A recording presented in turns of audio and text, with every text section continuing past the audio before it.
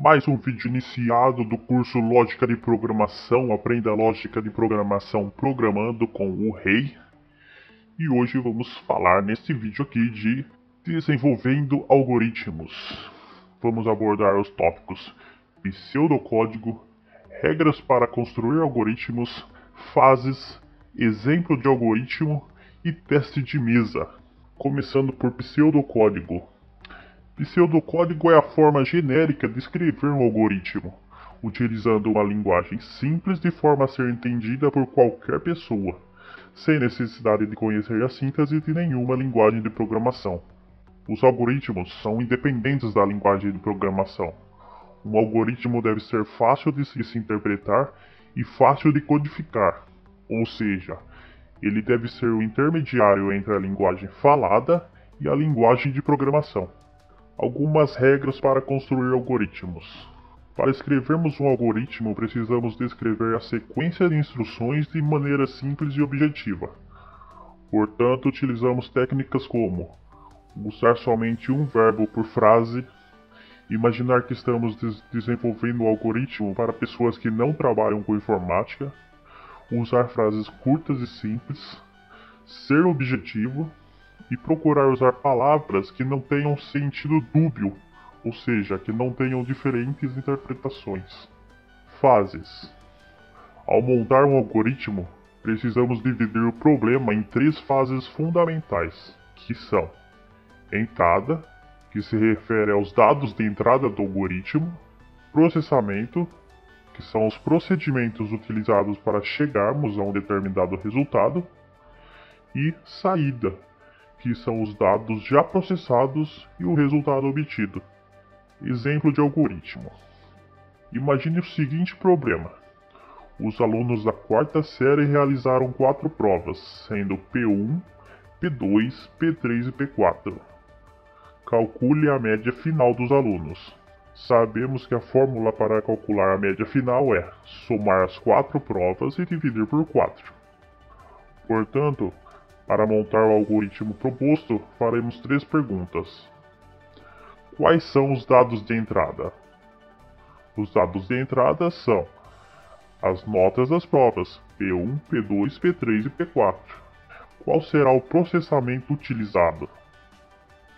O processamento será somar os dados de entrada, que é P1, P2, P3 e P4, e dividi-los por 4. Quais serão os dados de saída? Os dados de saída será o resultado da média final. Continuando com o exemplo, vamos ver aqui como ficaria o nosso algoritmo.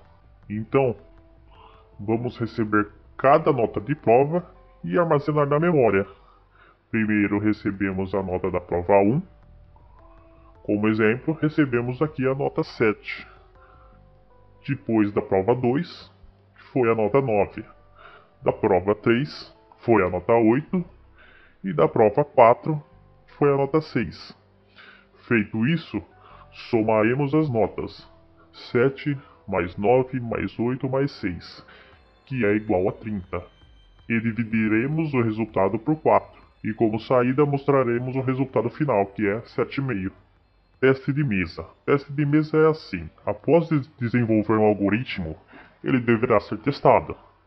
Esse teste pode ser chamado como teste de mesa, que significa seguir as instruções do algoritmo de maneira precisa para verificar se o procedimento utilizado está correto ou não. Ou seja, você faz o papel do processador e executa as tarefas sequencialmente, progressivamente, linha por linha. Como exemplo da questão anterior, podemos montar uma tabela, que receberá os dados de entrada, ou seja, as notas de cada aluno.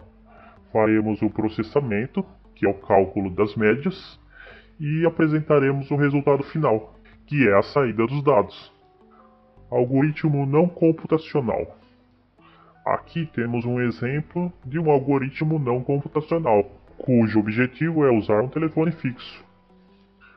Observe que o algoritmo tem um início, uma sequência de procedimentos onde dentro dela ocorre um desvio e um fim. Então, para executar o algoritmo, você começa tirando o fone do gancho, espera o sinal de linha, tecla o número que deseja chamar. Se o telefone der sinal de chamada, então você vai conversar e depois desligar. Se não, ou seja, caso o telefone não deu sinal de chamada e sim ter ocupado o mudo, você vai desligar e voltar repetindo todos os procedimentos até conseguir fazer a ligação. Durante nosso curso, iremos aprender a desenvolver nossos algoritmos em uma pseudolinguagem conhecida como Portugal ou português estruturado. Para isso, iremos utilizar o Portugal Studio, um ambiente para iniciantes em programação e que falam português que desejam aprender a programar. Aí já está o link do site onde você vai baixar o software Portugal Studio. Mas no próximo vídeo você verá o passo a passo da instalação.